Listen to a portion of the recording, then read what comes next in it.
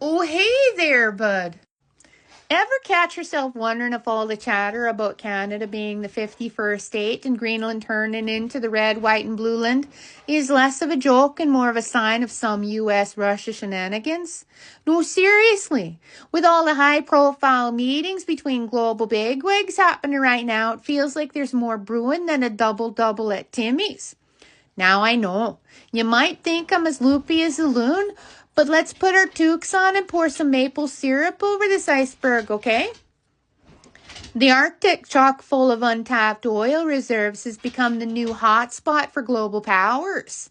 As climate change melts the ice caps faster than butter on a stack of flapjacks, those once unreachable resources are now up for grabs. And players like Russia, Greenland, the U.S, Canada, and China, yeah, I said China, who self-identifies as a near-Arctic state, all hold stakes in the potential gravy the Arctic might provide for future Putin. Okay. I know some of you might think I'm a few curds short of a poutine, but let me cut up some back bacon here, okay? Yeah. We all know that Russia's been making moves to stretch its Arctic borders, like beefing up their icebreaker fleet and staking territorial claims. So Canada's had to skate hard and assert a firm not so fast, eh? Come on, back up. Just wait a second. And then, of course, we've got the U.S. eyeing the Arctic goodies and strategic advantages, trying to find a way to get more than their fair share of gravy. And of course, with all the recent trade kerfuffles, like tariffs slapped on our aluminum and cheeky remarks about Canada becoming the 51st state, and their recent pull from international agreements, it's starting to feel like Uncle Sam sending a not-so-subtle hint about muscling in. And then there's innocent old Greenland, just minding their own beeswax, but finding themselves caught in the middle of a real kerfluffle. Why?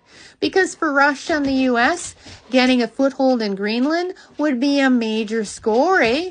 Snagging strategic military spots, tapping into economic gains, and, of course, expanding their Arctic presence. And let's not forget China, okay?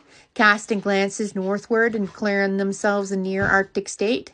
They've been ramping up their interests, investing in infrastructure, exploring shipping lanes, and more.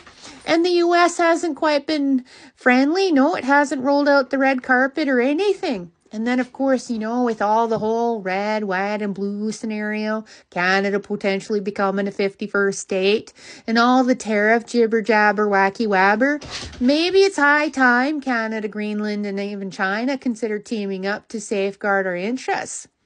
I mean, we've got a lot in common in terms of what we stand to lose or gain in the Arctic and our history as intertwined nations. Standing together might just be a way to go, don't you know, eh?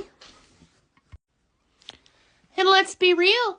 People like Putin, Trump, and that Musker dude, they don't care about the consequences to the environment as long as they can line their pockets. And, they can do it by basically convincing their citizens that global warming's a conspiracy theory and that the world's basically trying to prevent them from economic growth and development, and tell them things like warming up the water will actually increase the fish supply, so that means more food on the table, and somehow manage to magically convince them that the rest of the world is trying to prevent them from having a stable economic environment.